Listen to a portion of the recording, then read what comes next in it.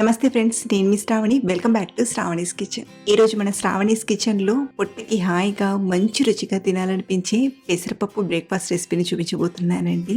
ఇవి ఎంత బాగుంటాయంటే వేడి వేడిగా ఎలాంటి చట్నీ లేకపోయినా హ్యాపీగా తినేయచ్చు.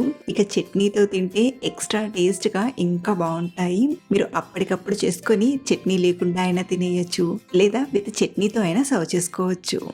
సింపుల్గా చేసుకోవచ్చు. నైట్కు పెసరపప్పుని నానబెట్టి మార్నింగ్ బ్రేక్ఫాస్ట్లోకైనా లేదా లంచ్ టైంలో నానబెట్టి స్నాక్స్గా అయినా చేసుకోవచ్చు. మరి ఆలస్యం చేయకుండా ప్రాసెస్ ఏంటో చూద్దాం రండి. ముందుగా ఒక గిన్నెలోకి 1 కప్పు పెసరపప్పును తీసుకోండి. ఇక్కడ నేను 1/2 కిలో పెసరపప్పుని వాడుతున్నాను. ఇలా తీసుకున్న పెసరపప్పుని ముందుగా బాగా కడిగి మళ్ళీ నీళ్ళని వేసి నానబెట్టండి. ఒక 2 గంటలు మనం ఈ పెసరపప్పుని నానబెడితే సరిపోతుంది. అదే మనం బ్రేక్ఫాస్ట్లోకి చేస్తుంటే నైట్గా కడిగి నానబెట్టి బ్రేక్ఫాస్ట్ అయినా చేసుకోవచ్చు. ఇలా బాగా నానిన పప్పుని ఇప్పుడు మిక్సీ గిన్నెలోకి తీసుకొని గ్రైండ్ చేసుకుందాం. అవసరం అనిపిస్తే కొద్దిగా అంటే 1 టేబుల్ స్పూన్ నీళ్ళని వేసి ఇలా మెత్తగా రుబ్బి తీసుకోండి. ఇలా గ్రైండ్ చేసిన ఈ పప్పు పిండిని ఒక బౌల్లోకి ట్రాన్స్ఫర్ చేసుకుందాం. అలాగే మనం చేసే ఈ బ్రేక్ఫాస్ట్ అనేది లైట్గా క్రిస్పీనెస్ తెలియడానికి ఇందులోనే ఒక 2 టేబుల్ స్పూన్ల బియ్యపిండి తీసుకుంటున్నాను. మీరు కావాలంటే ఇలా బియ్యపిండి వేయకుండా అయినా చేయొచ్చు. ఇప్పుడు ఈ పిండిని బాగా బీట్ చేసుకుందాం. ఇలా స్పూన్తో ఒకే పక్కకు తిప్పుతూ బాగా కలపండి. నిజానికి ఇలా మనం స్పూన్తో కలిపితే కాస్త ఎక్కువ టైమే కలపాలి. కాబట్టి ఇక్కడ నేను స్పూన్ని పక్కన పెట్టేసి చేతిని బాగా కడిగి చేతితోనే బీట్ చేసి తీసుకుంటున్నాను. ఇలా మనం ఒకే పక్కకు తిప్పుతూ ఒక 4-5 నిమిషాలు బాగా కలిపామంటే పిండి అనేది ఫ్లఫీగా అవుతుంది. చూడండి, కాసేపు కలిపేసరికి పిండి రంగు కూడా లైట్గా మారింది కదా.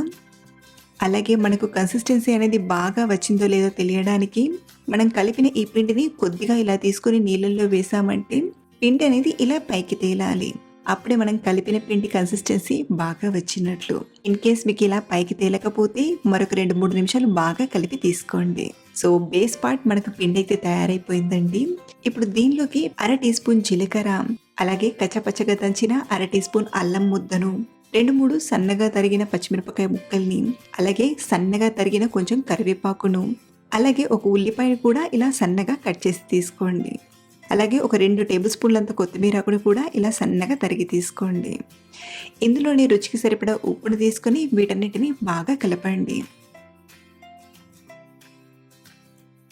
ఇలా అన్నీ కలిసేలా బాగా కలిపాక చివరిగా ఒక 1/2 టీ స్పూన్ వంట సోడా తీసుకోండి. నిజానికి వంట సోడా వేయకపోయినా చాలా బాగా వస్తాయి, కానీ కొంచెం వంట సోడా వేస్ట్ చేస్తే లోపల ఫ్లఫీగా బయట కొంచెం క్రిస్పీగా ఉంటుందన్నమాట. అలాగే వంట సోడా పైనే 1-2 టీ స్పూన్ల నిమ్మరసాన్ని వేసి బాగా కలపండి. దీంతో మనకు పిండి అనేది పర్ఫెక్ట్గా తయారవుతుంది. చూడండి, మనకు పిండి చూస్తేనే కన్సిస్టెన్సీ అనేది అర్థమవుతుంది. ఫ్లఫీగా చాలా బాగా వచ్చింది. ఇప్పుడు మరో పక్కన స్టవ్ ఆన్ చేసి ప్యాన్ తీసుకోండి. ఇందులోకి 1-2 టీ స్పూన్ల నూనెను, అలాగే ఇందులో నేను కొంచెం బటర్ని కూడా వాడుతున్నాను. ఈ బటర్ టేస్ట్తో ఈ బ్రేక్ఫాస్ట్ ఇంకా టేస్టీగా అనిపిస్తుంది. మీరు కావాలంటే బటర్కి బదులుగా నెయ్యినైనా వాడుకోవచ్చు. ఇప్పుడు ఇందులోకి మనం కలిపిన పిండిని కొంచెం కొంచెంగా ఇలా గరిటెతో తీసుకుంటూ ఉత్తప్పంలా తీసుకుందాం. ఇక్కడ నేను కొంచెం సైజ్ అనేది చిన్నగా చేస్తున్నాను. మీరు కావాలంటే ఇక్కడ చూపించిన దానికంటే ఇంకాస్త పెద్దగా అయినా చేయొచ్చు. అలాగే దీనిపైనే కొంచెం కొత్తిమీరాకును, కొంచెం నువ్వులను ఇలా గార్నిషింగ్గా తీసుకొని మంటను మీడియం ఫ్లేమ్లో పెట్టి కవర్ చేసి 1-2 నిమిషాలు ఫ్రై చేయండి. అలాగే మీకు ఇక్కడ ఒక విషయం చెప్పాలండి. ఇక్కడ నేను వీటిని ఉత్తప్పంలో చేస్తున్నాను కదా, మీరు ఇదే పిండితో గుంట పొంగనాల్లో అయినా చేసుకోవచ్చు, లేదా ఆవిరిపైన ఇడ్లీలా ఉడికించైనా తీసుకోవచ్చు. మధ్య మధ్యలో కొంచెం ఆయిల్ని కానీ లేదా నెయ్యిని కానీ పెడుతూ 2 పక్కల బాగా కాల్చండి. కాల్చే ప్రాసెస్ అంతా మీడియం ఫ్లేమ్లో చేసామంటే లోపలి వరకు బాగా ఉడికి మంచి రుచిగా ఉంటుంది. ఇలా 2 పక్కల బాగా ఫ్రై అయ్యాక ఇప్పుడు దీన్ని పక్కకు తీసుకొని ఇదే విధంగా పిండి మొత్తం తీసుకొని ఉత్తప్పంలా చేసి తీసుకోవడమే. ఇలా మనం ఉదయం అడావిడి లేకుండా కమ్మని బ్రేక్ఫాస్ట్ని చేయవచ్చు. ప్రజెంట్ ఎండాకాలం కాబట్టి ఇలా చలవ చేసే బ్రేక్ఫాస్ట్ని చేసుకుని తింటే హెల్త్కి మంచిది, అలాగే పొట్టకి కూడా చలవ చేస్తుంది. సో ఇలా చేసిన వీటిని సాయంత్రం పూట టమాటా సాస్తో కానీ లేదా గ్రీన్ చట్నీతో తీసుకోవచ్చు. అదే మార్నింగ్ టైంలో అయితే కొబ్బరి పల్లి చట్నీతో తీసుకుంటే చాలా టేస్టీగా తినేస్తారు. సో మీరు కూడా ఒకేలా బ్రేక్ఫాస్ట్ కాకుండా డిఫరెంట్గా ట్రై చేయాలనుకుంటే ఈ టేస్టీ బ్రేక్ఫాస్ట్ని డెఫినెట్గా ట్రై చేయండి. అలాగే మీరు ట్రై చేశాక మీకు ఎలా వచ్చిందో కింద కామెంట్లో చెప్పడం మర్చిపోవద్దు.